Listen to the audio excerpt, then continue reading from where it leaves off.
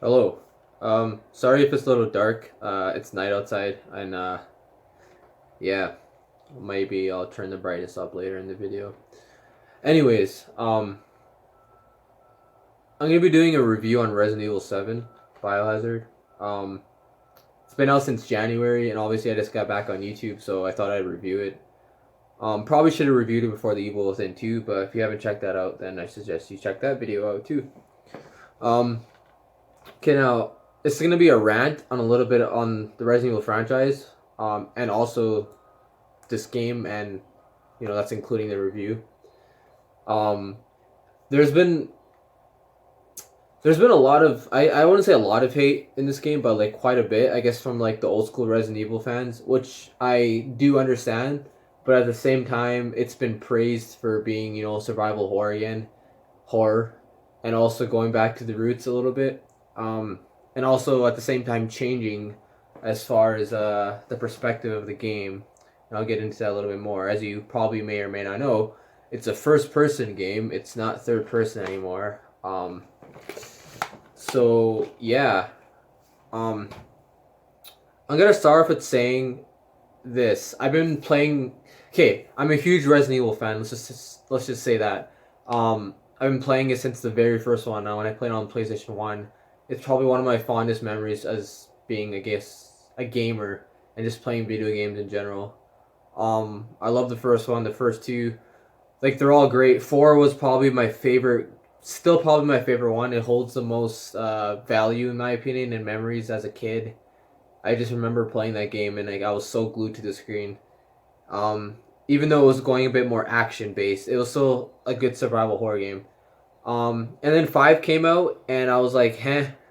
I don't know. I still liked it because I was, I'm a fan of a lot of different types of genres of games, and if it's still action and horror mix, I'm like, I'm all for it. I'm like, all right, I didn't like it as much as 4, not even really close, but I still liked 5. So, and then 6 came out, and I was kind of confused because I think they tried too hard to be other games like Call of Duty, and they tried to mix it with that, and I wasn't really like too fond of that, and they tried to go really action in this one. I'm like, I just wish they could have stuck with that with the movies, because the movies are already too action based anyways, and they went off the rails, and I feel like they kind of did that with 6. If they would have stuck with Leon's campaign in Resident Evil 6, just Leon's campaign and the way it started out, the game would have been great. It would have been better than 5. But because they did it and they kind of went in a different direction, 4 different campaigns that were more action based, the more you went, I didn't. It wasn't a bad game. You got a lot of value. Like, you got 4 different campaigns, and like there's some good moments in that game. Um, so yeah, I'm not gonna hate on the franchise up until 4, 5, and 6 came out, because 4 was great, 5 was good, and then 6 I'm in the middle. 6 is still a good game. Don't get me wrong. For the most part, it's just for a Resident Evil game, I was in the middle. So I'm not gonna talk about that too much anymore. I'm a huge Resident Evil fan. If you know me in real life, frick, I have a Resident Evil tattoo on my thigh. Like, I don't know what else to say. Okay, so as a survival horror fan, when I heard that this game was coming out, I was like psyched, and I saw the trailer. I was pretty confused. I'm like, what are they gonna do, right? And like obviously I knew it was a first person shooter, or shooter. Sorry, it's first person survival horror game. Uh, and I was psyched for that because I actually like first person better in survival horror. I think it's more immersive, and I think you can't really see what's going on around you. Um, if the Evil Within was in first person, which it kind of was in the second game, there's a spot in the second game where you play it. Anyway, that's a whole different subject. So I'm a huge fan of Outlast. So like when I heard this game was coming out in first person, it kind of reminded me of Outlast. Like maybe it's gonna kind of be like that. So with that being said, a lot of people like this game because it went back to the roots and because it was, well, survival horror again. Um, and those are two good things about the game. Um, Also, there's a lot of people that didn't like the game or thought it was dumb because there's no zombies in the game. It's supposed to be a Resident Evil game. It's known for zombies. And you know what? I thought about that for a bit. I was kind of like, okay, they have a point. And then I realized Resident Evil is, okay, sure, it's always been about zombies, but at the same time, it's always been about bioweaponry and bioweapons. And, transforming into a different creature or mutating and stuff. And this game pretty much just puts the nail on the head there, I guess. It wasn't really about zombies this time, it was about that. And if you get closer to the end of the game, you know what I'm talking about.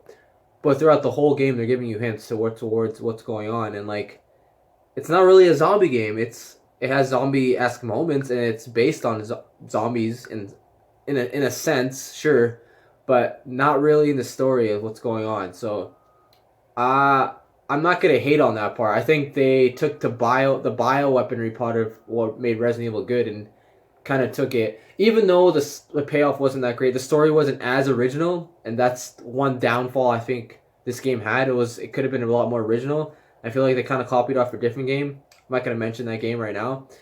Um, so yeah, story was in the middle. I feel like it could have been a lot better, but at the same time, I'm not mad about the fact that there wasn't any zombies in it. Believe it or not, I think it was a breath of fresh air for the franchise, and if people want to hate on that, sure, that's fine. Like, it's not everyone's cup of tea, and I was just glad they went back, or they went to survival horror roots again. Also, and it was first person, so I was like, that's awesome. Like, graphics they were good. They're nothing amazing. There's some spots in the game where the textures are really bad. Actually, if you look at the characters, it kind of look like they're like statues, I guess, or like, I don't know. I can't really explain it. It just looked kind of weird. Um, but like overall, the graphics were fine. I guess it was the first Resident Evil next gen, so it had a new engine.